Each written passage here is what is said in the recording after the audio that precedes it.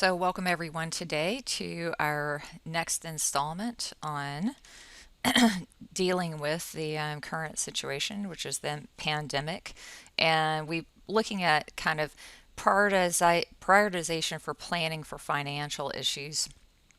And with us today, we have Gary Applegate, and Gary is he's had over 30 years experience with high growth companies. He's a CPA. He's the owner of Centerpoint CFO and Gateway Accounting that's in Charlotte. And they've been doing this for over 16 years. They work solely in North Carolina. And their mission is to provide flexible, strategic, and tactical accounting resources to small businesses in North Carolina. Anything from ranging from CFO advisory services to bookkeeping, including trust account reconciliation and reporting. They do this in person, they do it online, which a lot of us are now shifting to an online environment, and they can do this in Charlotte, Raleigh, or pretty much anywhere in the state. So I'm really pleased to have Gary with me today because he knows more about money and dealing with money than I do, most certainly. And so I've asked him to kind of talk about what's going on in the market today and how firms can prepare uh, to look at their finances and be smart about it. So the first thing is, Gary, can you share your perspective on what you described to me as the COVID bubble as we move through the economy? Sure. Thanks for having me on your program. So our perspective on the COVID situation is that it's a bubble that needs to move through the economy and is currently moving through the economy. We watched a video or an interview of Fed Chairman Jerome Powell a couple of days ago, and his perspective is in alignment with ours, which is coming into this situation, coming into the COVID pandemic, the economy was very healthy. Unemployment was at a record low. The housing economy was very healthy, and we're going to return to that. I mean, fundamentally, the engine is not broken. This is a humanitarian crisis. We're doing the right things to respond to it. Unfortunately, those right things have economic impacts, but those economic impacts should not be lasting economic impacts, and they should not affect the health of the economic engine itself. So our perspective is that this crisis will pass. We're already starting to see order being restored in the Asian markets, and we feel that we're about 50 to 60 days behind them from a timing perspective. Now, you will hear a lot of different models and a lot of different scenarios that folks are coming out with on the news as far as how long this should last and when the peak is. And I don't think there is any consensus at all on any of that. But our perspective is that this is a finite bubble, and this will move through the economy, and we will get back to being a healthy economy again, albeit it might look a little bit different. I think we're going to be using a lot more technology on the other side. Um, so we are working on a daily basis with our clients to help them determine what the impact of this can be on their business and how they should be reacting accordingly. And we're also in contact with our key resources at the banks to understand their perspective on the economy, what latitude that they are being given from a flexibility perspective to help their customers. And all of this is coming into focus. This is a very fluid situation, and all of this is coming into focus literally on a daily basis. Yep, it is changing every day, and stability is something the markets like, obviously. Growth is something the markets like. And so, we saw a big hit to the market. It does seem to have gone back up a little bit.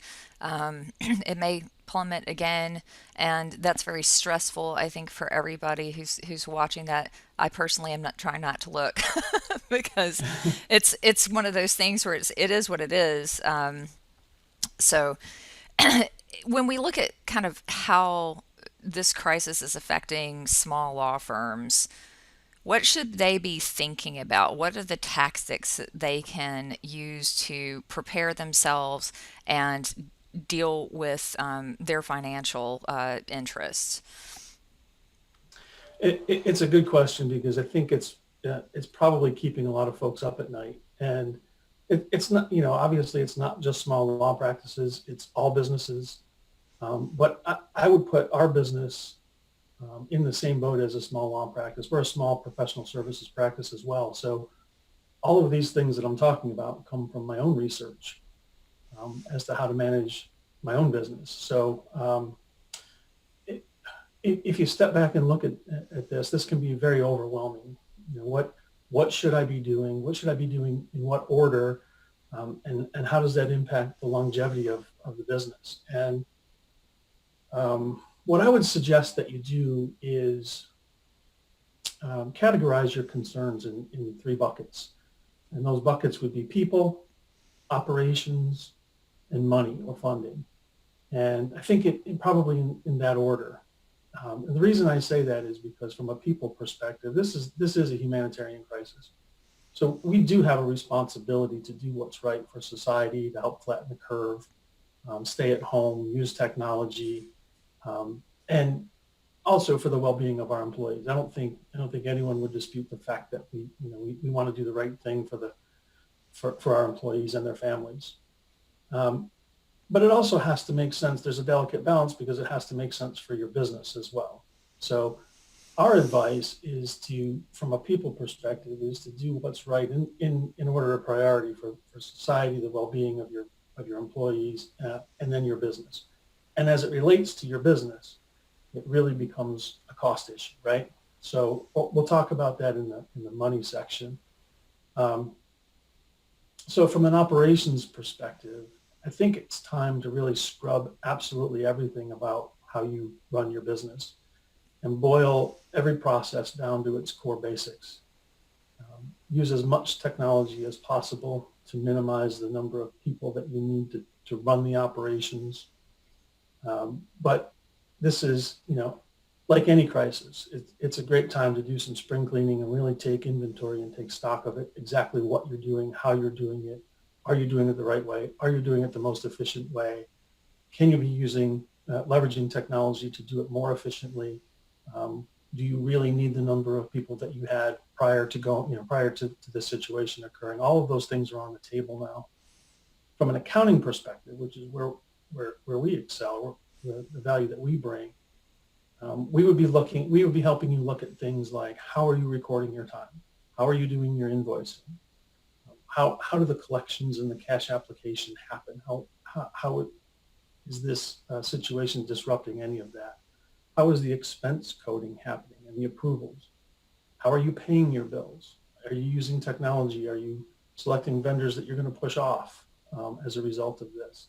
And probably most importantly, how are you doing payroll, including paid time off management? All of those things all of those rocks need to be turned over and really scrubbed with respect to how those things are happening. And I think you'll find efficiencies. Yeah, I talked to an attorney yesterday, and we just talked about some of her workflow and processes. A lot of what she's done in the past was really reliant on printing things out, putting things in the mail, and that's not a practical reality right now. And so we talked about, she was looking to replace a multifunction printer scanner, or it was a printer copier fax, and we determined that she didn't need the fax. She could get an e-fax. She didn't Right. need the copier because she really wasn't making a ton of copies and she already had a scanner. And so I think, yeah, looking at what you're using, and figuring out what's a better workflow could eliminate paper, toner, equipment, things like that you don't have to, pay for anymore. But you had on your list time recording, and this is something I've been trying to impress upon attorneys, but I think it's going to become even more important. And we talked about a little of the need to keep up with your collections. And Right. so, you have to start by keeping the track of time effectively, even if you don't bill by the hour, even if you're doing flat fees or contingency work, understanding kind of how you spend your day and getting that and doing that contemporaneously instead of keeping a notepad somewhere and scribbling it down, trying to keep up with it, trying to recreate it at the end of the week or the end of the month. I think this is going to be a process that can be improved for everybody, because as we move forward, you're going to need to be able to kind of catalog what you've done quickly so that you can get the invoices out. We talked about changing the invoice frequency. Do you remember like talking about instead of doing it monthly, possibly doing it weekly? Sure. So one of the things that I think if you're not doing it, you in your firm, you should be doing it. It's cash flow prediction or cash flow forecasting. And what will help with that? So let me explain what that is. So cash flow forecasting is guessing what's going to happen in your practice with the things that are closest to cash, how your customers pay you, how you pay your bills, how payroll happens, those sorts of things. Those are the three big drivers.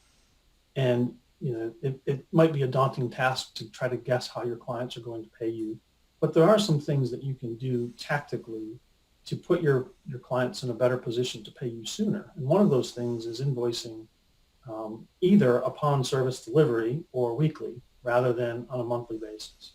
So, and the reason for that is if you're invoicing them each week for what you've done that week, then they will be receiving multiple invoices, but theoretically they will be paying those invoices. If they pay those invoices within terms, the money will reach your front door faster. And the other thing I've suggested is that if you previously took checks, to work with a vendor to start taking credit cards, because it makes it easy, even though you do have to pay up to 3% for a processing charge. The reality is the faster somebody can pay you, the faster you can get the money in, and getting checks and taking to the bank and all that kind of stuff slows things down by multiple days. Whereas taking a credit card, even if the money doesn't hit your account for 2 days after the charge has gone through, that's a lot faster. You bring up a really good point. Um, Meeting with your bank to understand how their treasury services have evolved from a technology perspective is incredibly important at this point. So think about how you pay your bills. If you are still writing checks and signing checks and sending checks out, if your accountant is doing that for you and you have to sign the checks, there's a human interaction there that doesn't really need to occur anymore. A lot of the banks have what they call online bill pay or online cash management, where someone in your firm, someone possibly your accountant, can go into your bank, log into your bank, set up payments that you would like to make, but they don't have the authority to make those payments. Those payments are only made when you log in and then approve any of the payments that your accountant has set up for you. So two things occur there. Now you can physically manage when that money leaves your bank account rather than mailing it and hoping it gets there in 5 days. You can push a button and the bank can either ACH your vendor or supplier the money, or the bank can physically cut a check on your behalf, and you don't need check stock. You don't need to sign the check. You don't need to have that human interaction. On the receipt side, the banks have come a long way with electronic funds transfer, and it can be anything from Zelle, believe it or not. I think there's Zelle, there's Venmo, but there's also ACH transfers. We're seeing a lot of our clients move to almost mandating that their customers pay them via ACH. Mhm. And there is not a 3% fee for that. It might be a small transaction fee, but it's not 3% of the transaction. And it technically can get you your money faster. So I would encourage you to talk to your banker about what type of technology has transpired over the last few years that can help you move money more efficiently. Yeah, I actually sat down with the LawPay people, which is a big credit card processor for legal, and last week, and we walked through some of the options. They do now let you take ACH, make it really easy to set up. They also, e-checks, ACH, credit cards. The nice thing about LawPay is they're positioned, unlike some of the other the vendors out there, to separate your trust account from your operating account, and Right. so you don't have to do anything tricky or cute in terms of trying to keep the monies separated. They're very good at keeping everything separate. And then something that I had asked about, if somebody gives you a credit card for trust monies, the percentage transaction fee is taken out of your operating account, so it never touches your trust account, which is very important. So the good thing is there's services set up for law firms to use this, be more efficient about how you handle money, taking in money, getting the bills out, getting your vendors paid. And yeah, I use Pop Money, and I also have my, some bills set up where the bank cuts that check and sends it out. All of this is very helpful, and obviously you can go online. I can transfer money. I actually got the app so I could. I got some checks that needed to be deposited. I just took a picture of them with my camera on my phone, and it, Right. did my deposit for me. So definitely looking at the technologies that are out there, I think is super helpful. And the other point to raise there is if your accountant is going online to make those transactions, they don't have to then go in your software, your internal software, and make those transactions again. In a lot of cases, in almost all cases, the transactions that are made at the bank can be downloaded directly into your software. Mhm. So it's not dual entry, which obviously increases the opportunity for error. It's a very efficient process. Yep, absolutely. So, any other thoughts about kind of tactics? So the last bucket is the money bucket that we didn't talk about, and this is one where we spend quite a bit of time.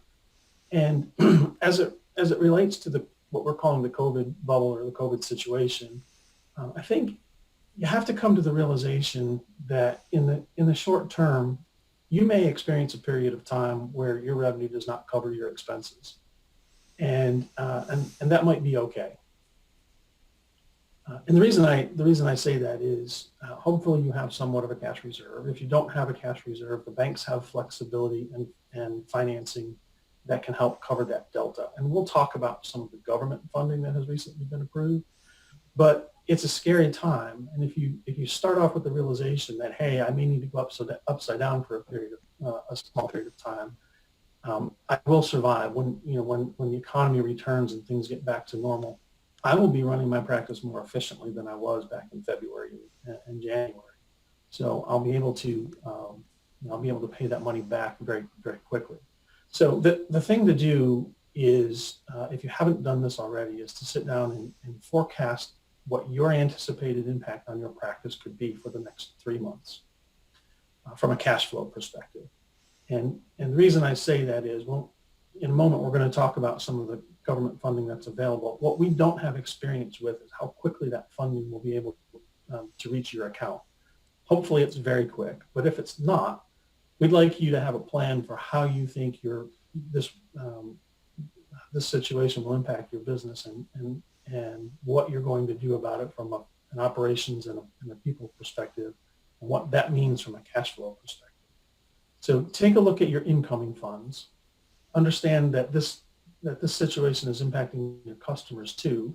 Maybe offer them alternative ways to help pay their invoices, ACH, credit cards, payment plans, and as we already discussed, possibly adjust your billing practices or philosophy going forward. Maybe a subscription-based revenue model, or weekly rather than monthly invoicing. And then on the outgoing funds side, I think it's prudent to scrub all expenses, overhead and variable expenses in your organization to, number one, to refamiliarize yourself with exactly what they are. But number two, to determine whether they're necessary or they, uh, you know, critically necessary, whether they can be delayed or deferred, or whether they can be eliminated altogether. So you should evaluate all of your financial obligations. There, and we talked about this a little bit earlier, but talking to your bank about what latitude that they may have with any debt that you have with them we're hearing that the financial institutions are being given a fair amount of latitude with respect to debt payments. So for mortgages, for especially commercial mortgages, um, commercial property loans, term debt, it's not off the table for you to defer 2 or 3 payments of that. But talk to your banker about that, because they'll be the ones that they'll be able to guide you through that. Don't be afraid to ask about it. So the third thing is the gap. So the gap between your incoming funds and your outgoing funds. What if your revenue doesn't, or your cash flow doesn't isn't positive? Well, in our view, all roads lead to the bank. Unless you are, unless you have a large trust, or you are um, personally wealthy and are funding your business yourself. Generally, you are working with a bank with a working capital line of credit, possibly some term debt for equipment or for an office building. Our advice is to continue to work with your banker to understand what their latitude is, and be able and be sure to discuss traditional financing vehicles with your bank, as well as some of this relief funding that has also become available. So we know now that the Small Business Administration and other entities have put out some packages. So can we talk about some of the relief that you're seeing in terms of these small business loans? Absolutely. Excuse me. So this is evolving. About 2 weeks ago, the federal government came out with a reminder about the EIDL program that's through the Small Business Administration. And EIDL is Economic Injury Disaster Loan. This is typically a program for businesses that are impacted by natural disasters, hurricanes, floods, storms, that sort of thing. But what they've done is they've modified it to fit the pandemic that we're in. So under that program, it's very liberal, and our understanding is that it happens very quickly. This is SBA money. It's actually FEMA money that's available through the SBA. And the reason for that is most businesses, it's easier for them to get to their SBA person than to wait for a FEMA person to contact them. So what you would do is you would go to sba.gov/disaster. And this is quite interesting, because at the beginning of last week, it was a 4-page application that you had to fill out. At the beginning of this week, it's a 1-pager. And so it's evolving rather quickly. But this money there's no collateral required, no origination fees, no prepayment penalties, and it's 3.75% money interest with up to a 30-year amortization. So it's like financing a building.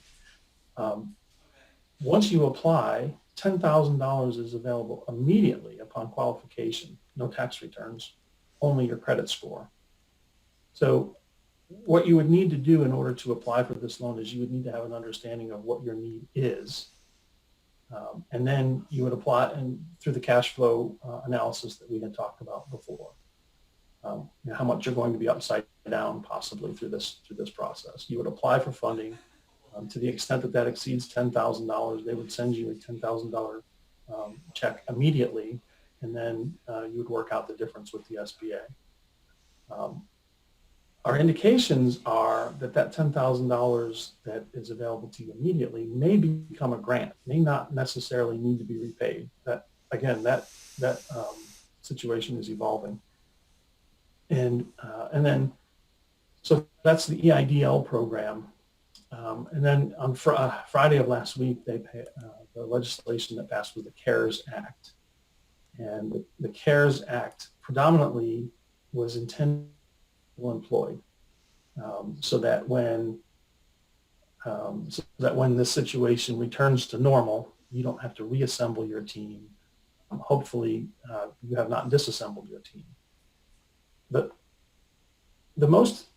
probably the most applicable aspects of this. This was a 878 page document that a lot of people over the weekend spent boiling down to summary briefings and summary bullet points. And we spent a lot of time reading that this weekend. And essentially what it boils down to for small professional services firms is is a couple of things. First of all, there is what they call the PPP, which is the Paycheck Protection Program. And this is intended for small businesses to be able to continue payroll at least for an 8-week period, so that you don't have to lay people off and then rehire them when on the other side. So the calculation for this is um, uh, the calculation for this is to take a look at your last 12 months financial records and aggregate what your payroll has been over those last 12 months. And payroll, there's a liberal definition of payroll in this act. It's actually payroll with state and local taxes, um, contributions to retirement programs, 1099 wages or 1099 compensation. Um, it's a liberal definition, and I would encourage you to visit some of the links that we're going to be including in the discussion notes to understand more in depth what all of the qualifying payroll costs are. But over the last 12 months, what you would do is calculate what your payroll burden was, what your payroll cost was. Calculate what your average monthly payroll cost was based on those 12 months and multiply that by 2.5. And that's the amount that you would be eligible for under the Paycheck Protection Program. So that would be available to you through the SBA as a loan. But on the use side of this is where it gets interesting, is to the extent that you use those funds for payroll under the same definition, for rent and for utilities, that loan will be abated. So to the extent that you use that money over the next 8 weeks past loan origination date, for those qualified expenses, the loan that you originally took out, the 2.5 times average monthly payroll loan, would be abated.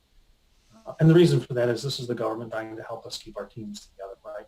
To the extent that your qualified expenses over those 8 weeks are less than what you borrowed, then that becomes an SBA term loan, similar to what was available above in the EIDL, with amortizations of up to, I believe, 10 years. But it's a deferred. The first payment on that loan is deferred for 6 months. I don't want to get too much into the weeds on this, but that's probably the most applicable and probably the most the item that the SBA will see the most traffic on here very, very quickly, because it applies to all businesses that have less than 500 employees. Alternatively to that, you can elect to simply defer your FICA tax on wages from now to the end of the year, so that your FICA tax on wages from now to the end of the year can be deferred. 50% of that amount would be due at the end of to the government at the end of 2021, and the other 50% would be due and payable at the end of 2022. So that's an interest-free loan that the government would be providing you to defer your FICA wages on your existing payroll. So those are mutually exclusive options. You can't do both, but we can help you run the calculations and figure out which one works better for you and which one you should be interested in pursuing. So there are several links and several summaries that I have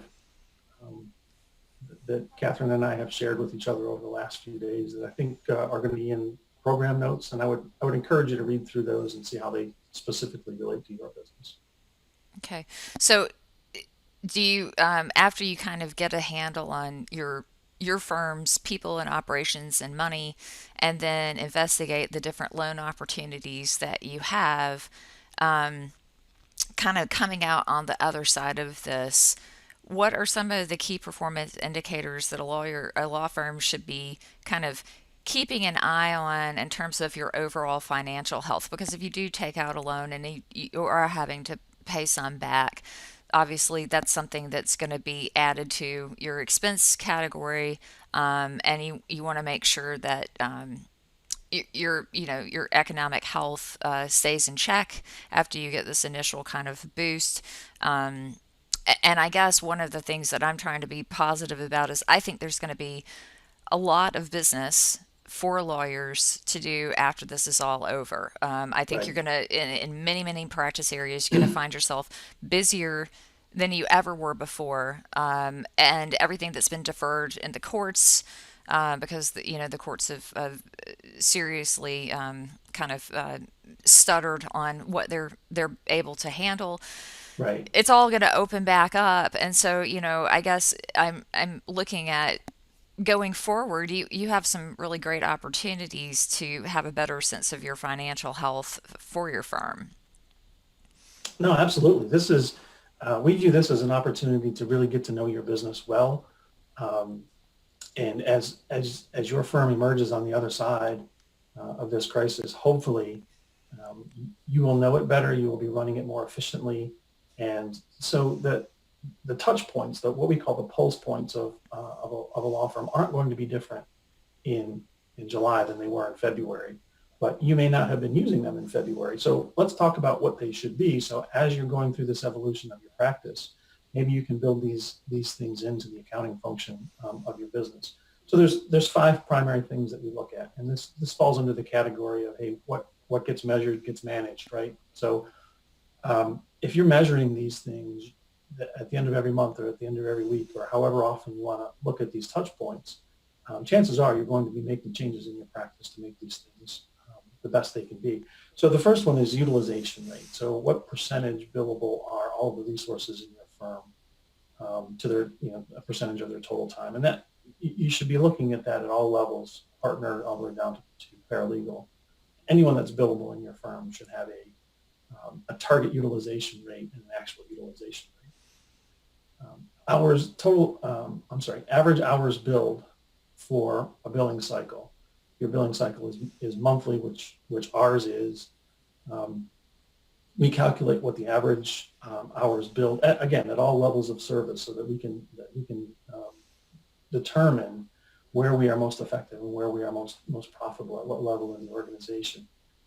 Also, the average bill rate at all service levels and a blended rate. So if you're looking at utilization, the number of hours that are actually billed, and the average bill rate, you should really have a good feel of the revenue pace within your organization, within your firm.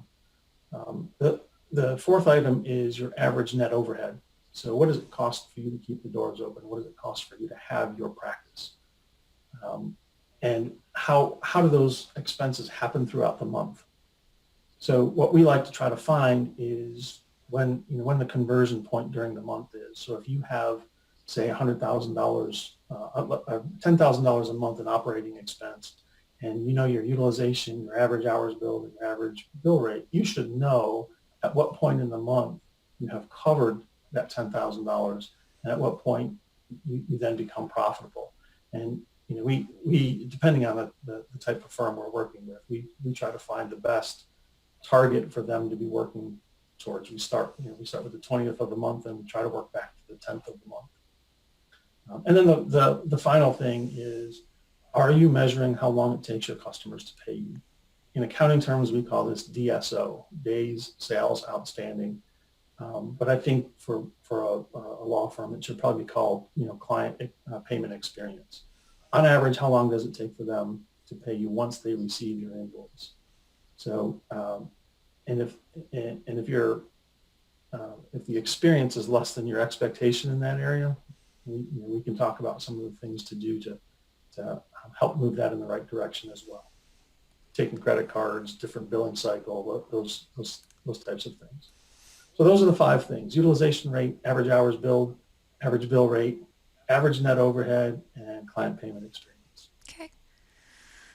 So I really appreciate you going through this. I feel like, there's opportunities here to do better and, to take a good look at what's going on in your firm. And before you take any actions, explore the opportunities with some of these the loans and the different ways to get your cash flow stable while you're kind of waiting for the bubble to burst. Um, and so, any, I guess, last thoughts before we close out? I guess first of all, thank you for having me, including me in your discussion. I really enjoyed it. I would encourage you to take a positive outlook on this. Like we said earlier, this is a defined, finite bubble that's moving through the economy. We're looking at it as an opportunity to really get to know all aspects of your business and making the changes necessary so that when the economy returns to health, your business will be better positioned and stronger than it was going in. Great. So, I'm going to put Gary's contact information up on the screen. Thank you so much for sharing your perspective with us today on all of this. I think if people want to reach out to you, all your contact information is there. He's extremely accessible and super fast to respond because I think we put this together in less than a week after our initial conversation. So we're going to put some interview notes together with some links to more information. And so get in touch with Gary if you have questions. And then, of course, you're welcome to get in touch with me as well if you want an introduction to Gary or if you have questions about using LawPay or kind of looking at if you currently have QuickBooks or some sort of time and billing system, how do you leverage the technology that you already have to be more efficient, to track things better, to get some of these KPIs that Gary was talking about? What kind of reports can you run with your existing technology? That's where I can help you. And Gary, thank you so much for your participation today. Thank you for having me on. Please don't hesitate to reach out with questions. Okay, thanks.